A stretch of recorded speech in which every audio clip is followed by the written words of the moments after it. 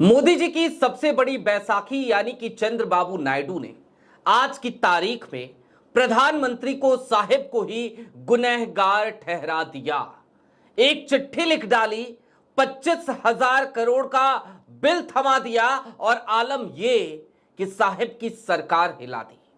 जी हां, उपराष्ट्रपति चुनाव के दरमियान चाहे जिस भी तरीके से प्रधानमंत्री नरेंद्र मोदी ने सबको मैनेज कर लिया हो, लेकिन उसके बावजूद साहिब की मुश्किलें खत्म होने का नाम नहीं ले रही हैं। नमस्कार, मैं स्वप्निल और आप मुद्दा देख रहे हैं। दोस्तों, आगे बढ़े उससे पहले एक छोटी सी अपील है। मुद्दा इन दिनों एक विशेष गंभीर आर्थिक संकट से जूझ रहा है। हमारे मेन बैंक अकाउंट बीते कई महीनों से फ्रीज चल रहे हैं। हमारे 2.5 साल पुराने चैनल को भी हमसे छीन लिया गया है। ऐसे में आपसे अपील है, आपसे गुजारिश है, यदि आप सक्षम हो, यदि आप चाहें तो छोटी छोटी मदद आज की तारीख में मुद्दा की जरूर कीजिएगा। हम आपके बेहद आभारी रहेंगे। आगे बढ़ते हैं और आपकी स्क्रीन पर सबसे पहले आपको एक खबर दिखा देते हैं। नायडू ने चिट्ठी लिखी है और इस चिट्ठी में बकायदा जिक्र किया है जलीय खेती का। और ये चिट्ठी लिखी गई साहिब के दोस्त के कर्मों की वजह से। साहिब के दोस्त यानी आप समझ गए होंगे, हम बात कर रहे हैं डोनाल्ड ट्रंप की और भारत पे लगे टैरिफ की। दरअसल चंद्रबाबू नायडू ने सीधे तौर पर यह बताया है केंद्र सरकार को चिट्ठी लिखते हुए कि 50% निर्यात जो जलीय खेती का था, झींगा का था खास तौर पर, वो रद्द हो गया। 25,000 करोड़ का इससे नुकसान हुआ है और मछुआरे परेशान हो गए हैं। 3 मंत्रियों से, 1-2 मंत्रियों से नहीं, 3 मंत्रियों से इसके बाद गुहार लगाई है चंद्रबाबू नायडू ने और बकायदा एक चिट्ठी लिखी है 3 विभागों को। दरअसल चंद्रबाबू नायडू ने जिन 3 मंत्रियों को चिट्ठी लिखी उनके नाम भी जान लीजिए। एक हैं केंद्रीय वित्त मंत्री, देश की फाइनेंस मिनिस्टर निर्मला सीतारमण। दूसरे मंत्री साहब हैं वाणिज्य एवं उद्योग मंत्री पीयूष गोयल और तीसरे मंत्री साहब हैं मत्स्य पालन मंत्री राजीव रंजन सिंह उर्फ ललन सिंह। जनता दल यूनाइटेड से आते हैं। आप सब भली भांति तौर पर उनको जानते हैं, पहचानते हैं। लेकिन दोस्तों, बात सिर्फ 25,000 करोड़ के नुकसान की नहीं है या चंद्रबाबू नायडू द्वारा उठाए गए इन नए मांगों की नहीं है। बात इससे आगे निकलती है। डोनाल्ड ट्रंप ने जब टैरिफ लगाया तो देश के तमाम बड़े बड़े संस्थान क्या कह रहे थे? याद है आपको, एक एंकर हैं बड़ी मशहूर और देश के सबसे तेज चैनल पर प्राइम टाइम स्लॉट में आती हैं, ब्लैक एंड व्हाइट, जो सुधीर चौधरी ने जिस कार्यक्रम की शुरुआत करी थी आज तक पे, उस कार्यक्रम में अंजना ओम कश्यप ये बता रही थी कि भारत को इससे क्या नुकसान। ट्रंप ने टैरिफ लगाया है तो महंगाई अमेरिका में बढ़ेगी, भारत को क्या नुकसान होगा। आज उन जैसे तमाम चेहरों पर चंद्रबाबू नायडू ने एक करारा तमाचा भी रसीद किया है, बता दिया है खुलकर कि नुकसान क्या हो रहा है, इस देश के उद्योग धंधों को क्या नुकसान हो रहा है, इस देश में अंतिम पंक्ति में खड़े व्यक्ति को क्या नुकसान हो रहा है। ये जो झींगा निर्यात है, ये क्यों इतना महत्वपूर्ण है, जरा इसको भी समझ लीजिए। बात सिर्फ आंध्र प्रदेश की भी नहीं है। ये नुकसान आंध्र प्रदेश में भी होगा, ये नुकसान पश्चिम बंगाल को भी होगा, ये नुकसान केरल को भी होगा, ये नुकसान तमिलनाडु को भी होगा। उन तमाम साउथ इंडियन स्टेट्स को तो नुकसान होना तय है। और ये जलीय जो व्यापार था, जलीय जो खेती थी, ये कितना मायने रखती है, इसको समझना हो तो ये समझिए कि 21,000 करोड़ सालाना से ज्यादा का रेवेन्यू सिर्फ और सिर्फ झींगा निर्यात के जरिए मिला करती थी आंध्र प्रदेश को।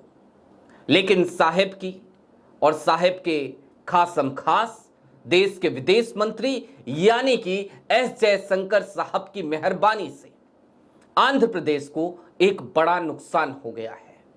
और यह बड़ा नुकसान दरअसल आज आंध्र प्रदेश के मुख्यमंत्री के लिए भी गले की हड्डी बन चुका है, क्योंकि एक दो परिवारों का मामला नहीं है।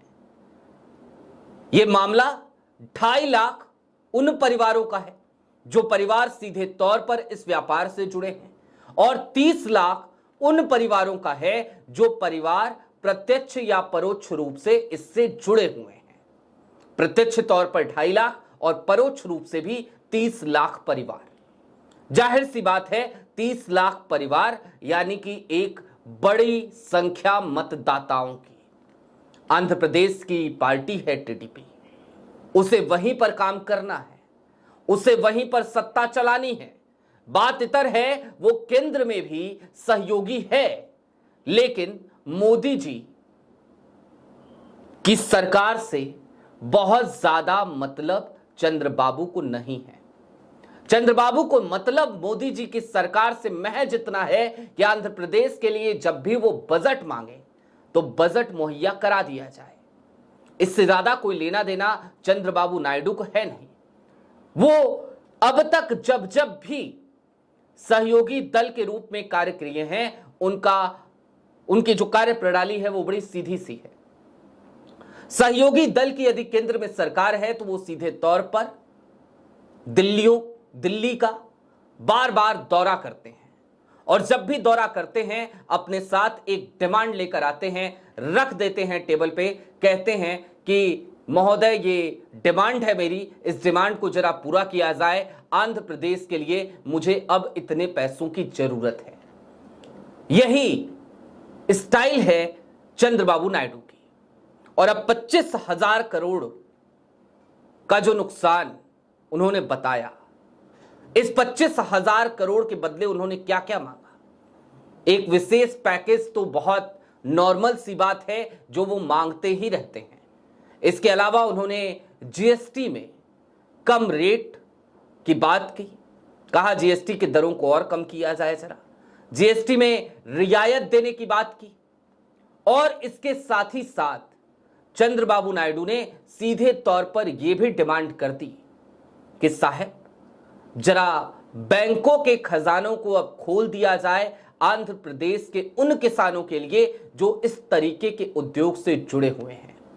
यानी कि किसान क्रेडिट कार्ड के तौर पर, किसान क्रेडिट कार्ड के रूप में जरा खजाना खोलिए आंध्र प्रदेश के किसानों के लिए। हमारे यहां कैश का फ्लो होना चाहिए। हमारे किसान परेशान हैं, हम परेशान हैं, और हमें जरूरत है साहब इस समय पैसों की।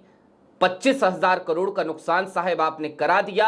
आपके दोस्त के नाराज होने की वजह से, 50% भारत पे टैरिफ लगने की वजह से आंध्र प्रदेश का तो एक बड़ा नुकसान हो गया साहब। इस नुकसान की भरपाई तो आप ही करेंगे। अब क्या केंद्र सरकार चंद्रबाबू नायडू के इस नए डिमांड को स्वीकार करने में सक्षम है? और अगर वो करती है तो फिर होगा क्या? दोस्तों, इस बात को जरा इस तरीके से भी समझिए कि बिहार में बाढ़ है और बिहार में चुनाव है। उसके बाद भी बिहार को क्या कोई खास विशेष पैकेज देने की हालत में बाढ़ से राहत के लिए नरेंद्र मोदी जी तैयार हैं? क्या वो दे पा रहे हैं? पंजाब को 1600 करोड़ रुपए दिया गया, जबकि पंजाब की डिमांड कहीं ज्यादा थी, और पंजाब तो ये कह रहा था कि हमारा जितना बकाया है जीएसटी का हमें उतना ही दे दीजिए। साहब वो भी देने की हालत में नहीं है। देश की अर्थव्यवस्था को लगातार पलीता लगाने का काम देश की विदेश नीति की वजह से भी हुआ और देश के वित्त मंत्रालय की वजह से भी हुआ। हम ये दावा जरूर ठोकते हैं कि हम हर गुजरते दिन के साथ अपनी इकोनॉमी को मजबूत कर रहे हैं, लेकिन आर्थिक असमानता की खाई हर गुजरते दिन के साथ बढ़ती जा रही है, इस बात में कोई दो राय नहीं। इसीलिए जब कभी भी जीडीपी देखिए, जीडीपी ग्रोथ की बातें सुनिए, जब भी गरीबी उन्मूलन के नए दावे सुनिए, तो आपको चाहिए कि आप जाकर के देखें कि पर कैपिटा इनकम के मामले में आंकड़े क्या कहते हैं। वो आंकड़े भारत की तल्ख हकीकत से आपको रूबरू करा देंगे और बता देंगे कि पैसे कौन कमा रहा है और देश में घिसट घिसट के अपने परिवार को, अपनी रोजमर्रा की जिंदगी को कौन चला रहा है। कुल मिलाकर सीधी सी बात जो अब समझने की जरूरत है वो ये है कि अभी तक प्रधानमंत्री नरेंद्र मोदी और उनकी तमाम जो लोग थे और वो जो पूरा इकोसिस्टम था जो कह रहा था कोई बात नहीं, ट्रंप नाराज है तो होने दीजिए, बकलोल है वो, पागल है वो, पाखंडी है वो, पता नहीं क्या क्या कह रहे थे, ये तमाम इकोसिस्टम के लोग एक नया नैरेटिव सेट करने की कोशिश कर रहे थे। आज चंद्रबाबू नायडू ने उस नैरेटिव को ही ध्वस्त कर दिया। मोदी जी के चेहरे पर कालिख पोत दी है और बता दिया है कि ट्रंप के 50% टैरिफ लगाने से क्या नुकसान हुआ है और नुकसान चूंकि आपकी वजह से हुआ है तो इसकी भरपाई आंध्र प्रदेश कैसे कर पाएगा, इसकी भरपाई आप ही करेंगे। आपके पास बिल भेजा जा रहा है, आपसे नई डिमांड्स रखी जा रही हैं, जरा इन डिमांड्स को पूरा कर दीजिए। अब मोदी जी की मुश्किलें बढ़ गई हैं इन नई डिमांड्स की वजह से। जाहिर सी बात है पूरे देश का पैसा आंध्र प्रदेश को तो दिया नहीं जा सकता। बहरहाल आपकी क्या राय है हमें कमेंट बॉक्स में जरूर बताइएगा। चलते चलते फिर वही अपील, यदि सक्षम हो तो छोटी छोटी मदद मुद्दा की जरूर कीजिएगा। यदि चैनल पे नए हो तो सब्सक्राइब करते हुए जरूर जाइएगा। सत्ता से सवालों का सिलसिला यहां लगातार जारी है, चाहे हमारे सामने कितनी भी अड़चनें खड़ी करती जाएं। बेहद शुक्रिया।